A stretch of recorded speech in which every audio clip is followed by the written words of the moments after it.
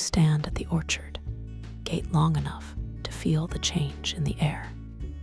Not the big change that comes with the first hard frost. Not that yet. This is smaller, earlier. The kind of cold that shows up quietly, the way a shadow shifts across a porch step. The kind that makes you notice your wrists. The kind that makes the inside of your nose feel a little cooler when you breathe in. The wooden sign hangs on its chain beside the gate. The paint has softened over the years. The letters are still clear, though. Lantern Hollow Orchard. The board is a little warped from sun and rain, and seasons that did what seasons do. A leaf skitters across the packed dirt in front of you. It scrapes, catches on a stone, then slides free again. You put your hand on the gate. The wood is cool, dry. When you lift the latch, the chain gives a small clink that you feel more than hear. You step in. The orchard receives you the way it always does, with that steady smell of leaves and apples and grass that has been warmed all day and is now letting go of heat. The light is not gone, but it is thinning. The sun has dropped low enough that it no longer fills the spaces between the trunks. Instead, it lays itself in strips along the rows, bright in one place, dim in the next. You walk slowly on purpose. Your boots press into the first layer of leaves, and they answer back with a soft crunch. Not a snap, not loud, just that honest sound of dry leaves giving way. It matches your pace. It makes you move with care, because if you move too fast, the sound changes. A breeze moves through the branches overhead. Leaves shift, rub, settle. A few drift down without hurry, turning once, then twice, then coming to rest in the grass, as if that had been their plan all along. You breathe in. The air carries apple skin and damp earth. It carries the faint spice of something warm from the stand at the edge of the orchard, though you're still too far away to see steam yet. You walk past the first Honeycrisp row. Most of the fruit has already been picked. You can see where branches are lighter, where the weight has been taken off them. But there are still a few apples up high, pale red and gold, where the last light reaches. One Honeycrisp has fallen near the base of the first tree.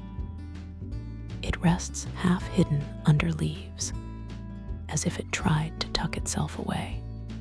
You crouch, not because you have to, but because you've learned to make the motion gentle. The grass is cool under your palm when you steady yourself. You lift the apple, and it is firm, cold against your skin. You turn it over and brush away a thin line of soil with your thumb. The scent rises clean and sweet, the way Honeycrisp do when they're right.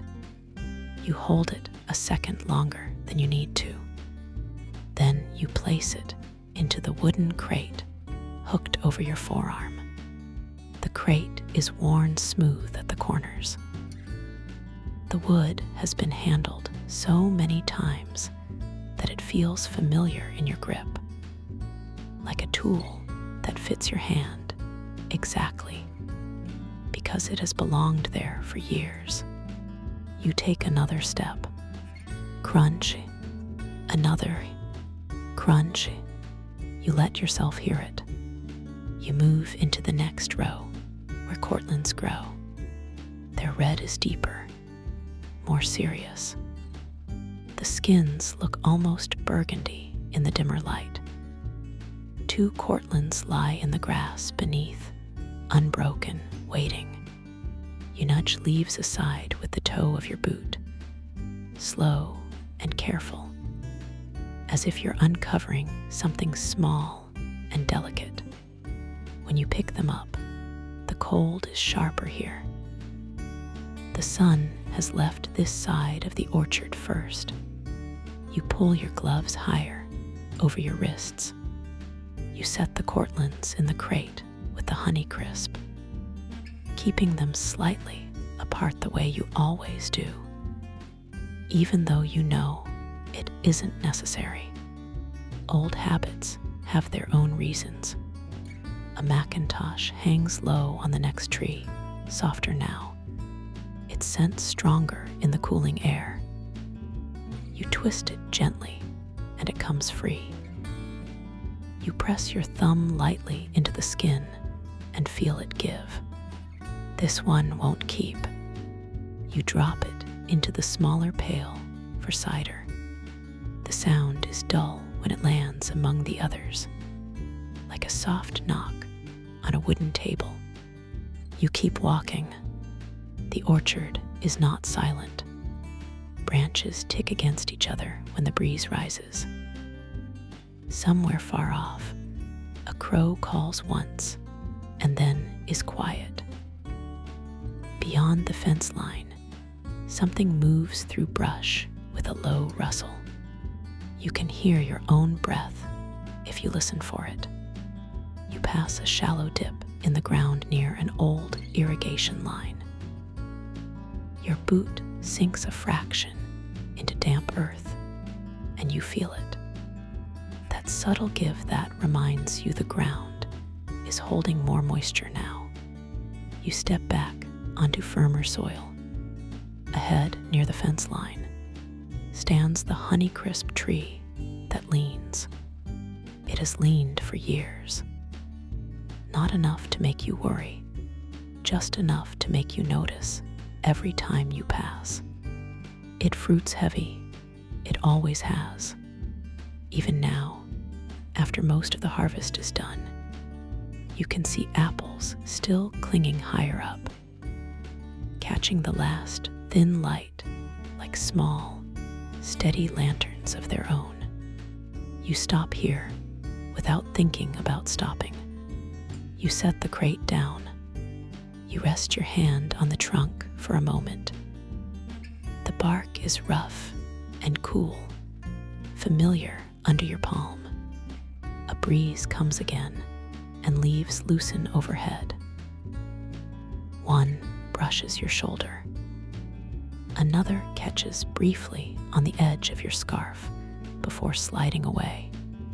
You reach up and twist one last Honeycrisp free. It comes off clean. You lower it carefully and set it in the crate. Off to your left, the red orchard ladder rests where it was left earlier. Old tripod style, faded barn red, the top rung worn pale, where hands have gripped it season after season. You leave it where it is. You don't need it tonight. Not for this. Tonight is about what has already come down. The orchard gives plenty on the ground at season's end. It's generous that way. You lift the crate again and turn toward the edge of the orchard. As you walk, you begin to notice the lantern hooks along the rows. Some lanterns have already been hung. Not all, not yet, but enough that there are warm points of light beginning to appear between trunks, faint and steady against the deepening blue. There are more lanterns than there used to be. You see it without counting. You feel it the way you feel a room that is filled with people over time. More presence, more warmth, more hands in the work. The air cools a little more. It settles close to the ground, and curls around your boots. You keep moving. The scent of cider reaches you before you see steam. Warm apple, spice, a sweetness that feels like comfort rather than sugar. You step out of the orchard rows and into the clearing where the stand sits. Steam rises from the metal urn in a slow white ribbon that fades as it climbs. The counter is cool under your hands when you set the crate down. You begin to sort what you've gathered, because work has a way of steadying everything. Honeycrisp into one bushel, Cortland into another, Macintosh and Empire into shallow crates lined with paper, Northern Spy and Jonagold, what's left of them, set aside for the late customers who always ask, as if hopping you've been saving them, bruised fruit into the pail for pressing. You lift apples one by one and listen to the small sounds they make against wood. The scrape of skin on crate slats, the soft thud when an apple settles into a bushel, the duller knock when something bruised lands among cider fruit. You wipe the rim of the cider urn with a folded cloth. A small drip has formed along the spout. You clear it away. The cloth is warm where it passes close to the metal. Steam fogs your fingers for a moment, then clears. The chalkboard leans against the shelf behind you. Honeycrisp, Cortland, Macintosh, Northern Spy, Empire, Jonagold. The letters are steady, but smudged in places where fingers brushed past all day. You straighten the board a fraction so it faces the lane more clearly. You look up at the shelves of jars. Apple butter, thick and dark. Spiced cider jelly, amber in the lantern light. Cranberry apple jam, deep red. Pear preserves, pale gold, clear enough to see the seeds suspended inside. Pumpkin butter, smooth and rich. You check the lids with a light twist, not tightening, just making sure they're right. A paper bag holds apple donuts under parchment. They're fresh. The sugar has settled into the warm dough and clings in a soft crust. A breeze passes through the clearing, and you smell cinnamon more sharply for a moment. Voices drift in from the road, not loud, just the easy sound of people arriving without hurry. A couple steps up first, shoulders tucked into coats, hands in pockets. Still have Cortland? The woman asks, as if the answer might change from 1 minute to the next. You do, you say, over here. You lift the edge of the crate so she can see.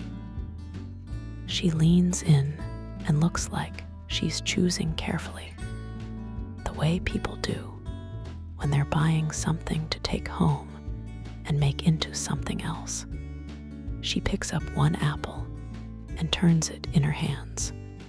Feels right, she says, and sets it back down. Her partner buys a donut without being asked if he wants one. He takes it in both hands like it needs care. The sugar dusts his fingers immediately. He breaks off a piece, smaller than he could, and eats it slowly. Then he wipes his thumb against his coat without thinking about it. You pour cider into a paper cup. The liquid is hot enough that steam rises thick and immediate. You set it on the counter. The woman wraps both hands around it. and sighs like her palms have been waiting for that warmth. She lifts it, blows lightly across the top, and takes a cautious first sip, her eyes close for half a second. She says, not performing it, just letting the sound out because it's true. She turns to the shelf of jellies. This is where people always slow down. You watch the way she scans the jars, not like shopping, but like choosing a small piece of the season to keep. Her fingers hover over apple butter, then they slide to spiced cider jelly. She lifts one jar and holds it up so lantern light passes through the glass. The jelly glows warm amber. She turns it slowly. You can see her deciding. Not only taste, memory. Who will eat this with her? What kind of morning she wants to bring home? She sets it down again. She picks up cranberry apple jam next. The color deeper, more like late leaves. She smiles faintly, like something in her mind has spoken back. Her partner eats another bite of donut and watches her without rushing her. She reaches for spiced cider jelly again, then pauses, then lifts apple butter. Which one do you like? She asks him. He shrugs slightly, sugar still on his fingertips.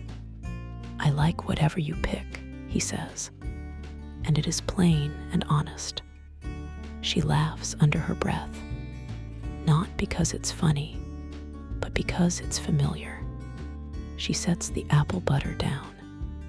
She takes the spiced cider jelly and holds it again in lantern light. Then she adds a second jar cranberry apple. I can't choose, she admits. Then don't, you say simply. She nods like she needed permission. She sets both on the counter, and you wrap them in paper, slow and careful, folding the corners the way you always do. Coins land in your wooden box, one at a time. Soft clinks, a sound as steady as leaves under boots. A child arrives next, cheeks pink from cold, hair mussed from running. He smells like outside. He looks over the donuts first, then the jars, then the apples, then out toward the pumpkin stand, like he is trying to take in everything at once. Do you have the bumpy pumpkins? He asks, as if this is the only thing that matters.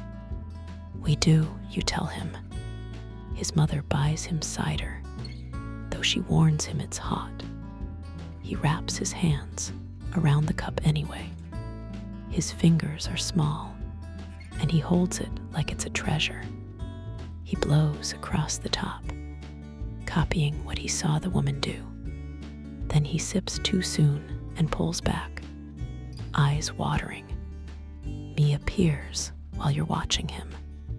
She comes from the direction of the hot springs, scarf wrapped high, coat buttoned, hair tucked in close, like she's learned how to keep warmth where it belongs. Cold's coming quicker tonight, she says, as she reaches the counter. It is, you answer. She sets a small jar of honey down between you. The glass is still faintly warm from being carried close to her body. You hand her 2 Honeycrisp and a small sack of Cortland, without weighing whether the trade is exact. It doesn't need to be. Mia's presence has its own steadiness. She lifts a donut and breaks it in half. Steam escapes from the inside, soft and fragrant. She offers you a piece without ceremony. You take it. The sugar sticks lightly to your thumb, The donut tastes like apple and cinnamon and warmth, like something that belongs to the season. Me's eyes go to the lantern hooks. They're getting lit early, she says. You look too. The first row is already glowing. Someone has hung lanterns along the path toward the wagon. A teenager steadies one of the hooks, adjusting it so it hangs straight. Thomas is in the clearing with the wagon, reins in hand, his dark cap pulled low, canvas coat worn in the places that matter. He doesn't call out. He doesn't need to. People begin to drift toward the hayride, the way. They drift toward any small tradition that has become part of life. Blankets appear. Children climb into the wagon bed and settle into hay with that careful excitement kids have when they don't want to be told to calm down. Parents follow, quieter, shoulders tucked against the cold. Me takes a seat near you, folding her blanket across her knees. You step up and sit along the side rail. The wagon shifts under weight. Lanterns sway gently as someone takes a seat. Thomas clicks his tongue once, soft. The horses begin to pull. The wagon rolls forward. Wheels press into leaves, and the sound is hollow and steady. Not loud, just present. Lantern light sways in small arcs, making the orchard look like it is breathing. You pass the red ladder where it rests, faded and familiar. You pass the leaning Honeycrisp, its trunk angled toward the fence line, its branches still holding a few apples that catch lantern glow like small, pale coins. There are lanterns near its base now, more than there used to be. Warm points of light held in glass. The wagon turns deeper into the rows. The air changes as you move away from the clearing. Cooler, more leaf and bark and damp earth. The smell of cider fades behind you, replaced by the clean, quiet scent of the orchard at nightfall. Thomas clears his throat. He keeps his eyes on the path. Since it's the last ride, he says, I'll tell it the way it happened. No performance, no flourish, just a man remembering aloud. It was a fall evening, not much different than this one, Thomas continues. Maybe colder. Fog rolled in from the creek early, the kind that takes the world and makes it smaller. You could see 3 rows ahead, and then nothing. The wagon creaks softly. Lanterns flicker. A child leans closer to listen. Back then, Thomas says, we didn't have these lanterns. Not like this. Not lined up like a welcome. Just dark rows and the road and the sound of leaves. He pauses, letting the wagon's rhythm fill the space. You hung the first lanterns yourself, he says. Not because anybody asked. Not because it was some big idea. Because you saw what the fog could do, and you didn't like the thought of someone walking the wrong way in it. Me's sleeve brushes yours.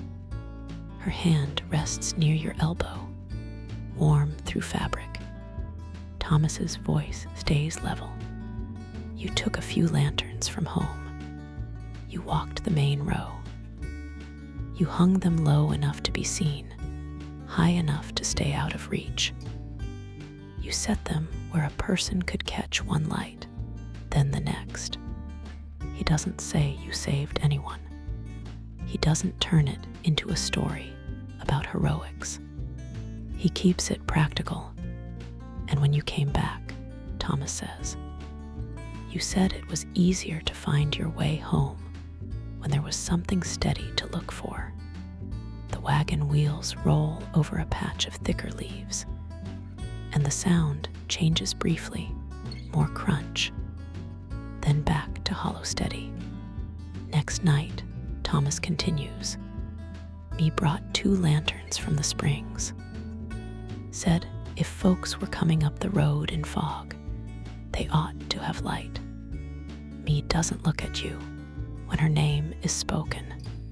She just pulls her blanket a little higher on her knees. After that, Thomas says, it wasn't just you, it was everyone. People started showing up with lanterns like they were bringing pies to a supper, a couple at a time, not announced, not asked for, just done. A lantern swings slightly overhead, and its light passes across faces, soft, warm, changing everything into something calmer. It stopped being about fog, Thomas says. It became about something else, about knowing the path would be lit, whether you were the first person on it or the last. He lets that sit. The wagon turns. Pumpkin shapes begin to appear ahead, low mounds in lantern glow. Now look at it, Thomas says. There's more lanterns than we ever had back then. More hooks, more hands, more light. Someone behind you says softly, almost to themselves, seems right. The words are not praise. They're acknowledgement, as simple as setting down a jar and saying, yes, that one. You don't speak. You look out across the rows. You notice how many lanterns are glowing now, not just along the path, between trees, near the leaning Honeycrisp, along the fence line, little steady points that make the orchard feel held. You don't count. You just see.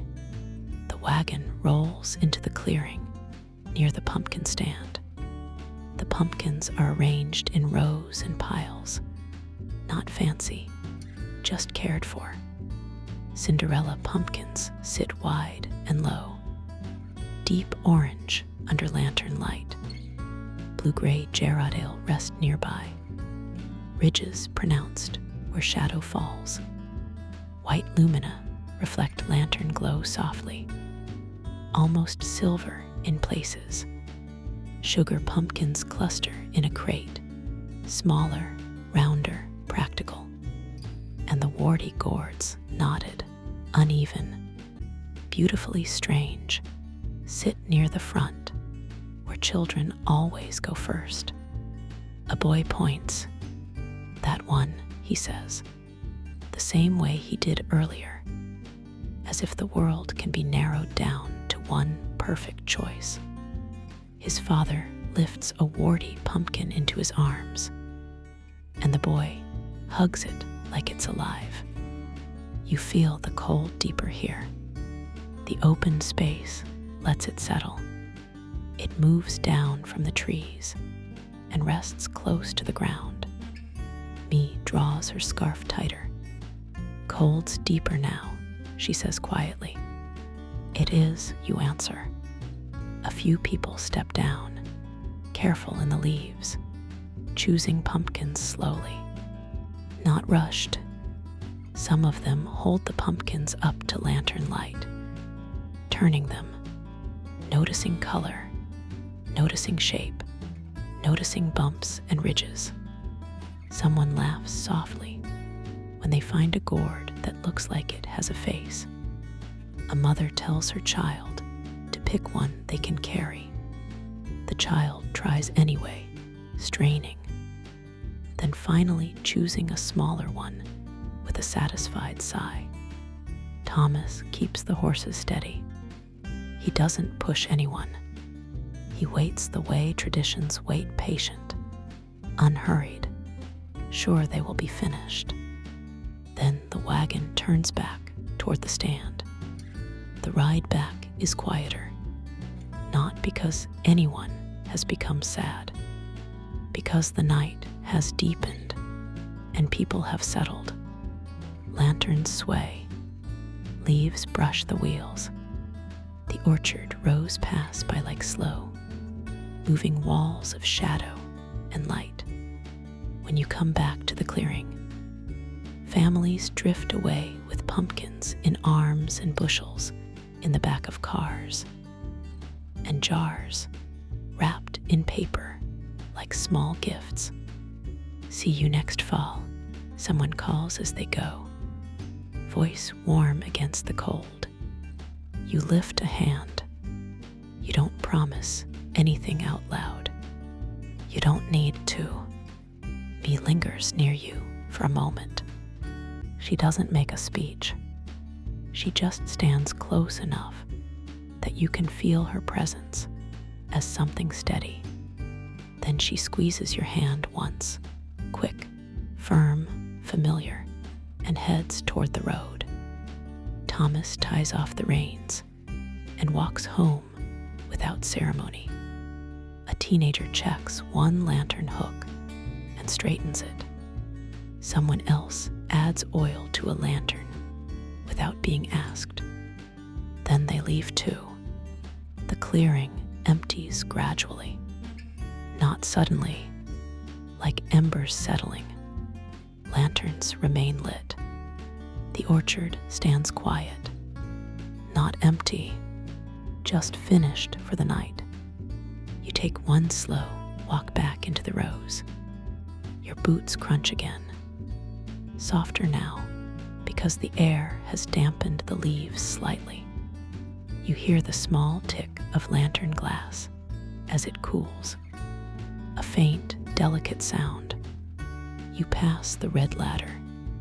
You pass the leaning Honeycrisp. Lanterns glow near its base and along the path. More lanterns than there used to be.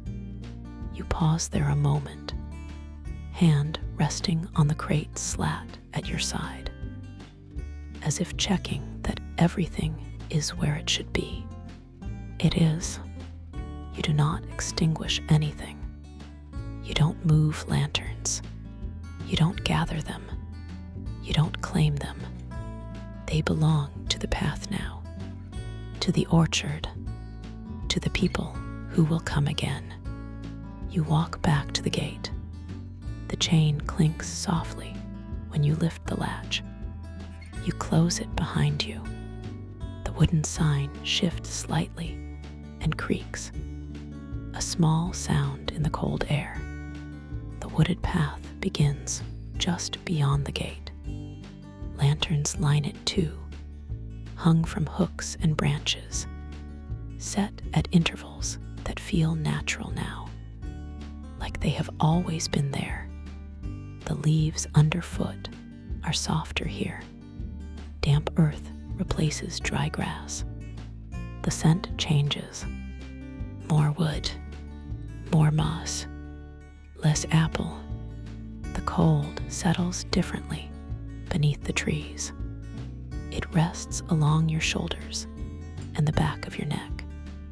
It finds the small spaces where your scarf doesn't fully cover skin. You draw your coat closer.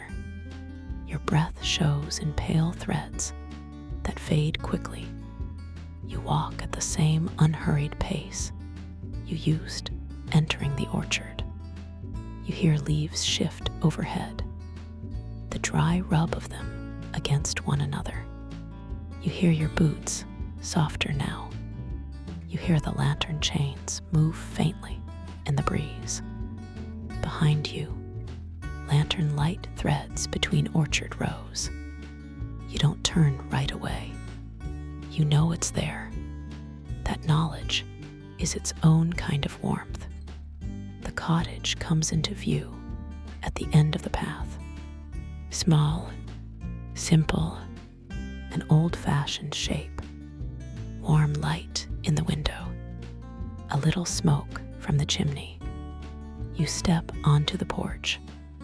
The wood is cold beneath your boots. You open the door and step inside.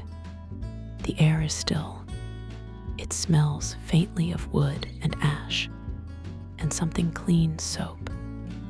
Maybe like a home that has been cared for without fuss. You hang your coat on its peg. You set your boots beside the door, toes pointed toward the room the way you always do. You light the lamp on the table. Its glow fills the space slowly, warm and steady. You kneel at the hearth and coax the fire back to life. You add one log, then another. You wait long enough for flame to catch properly.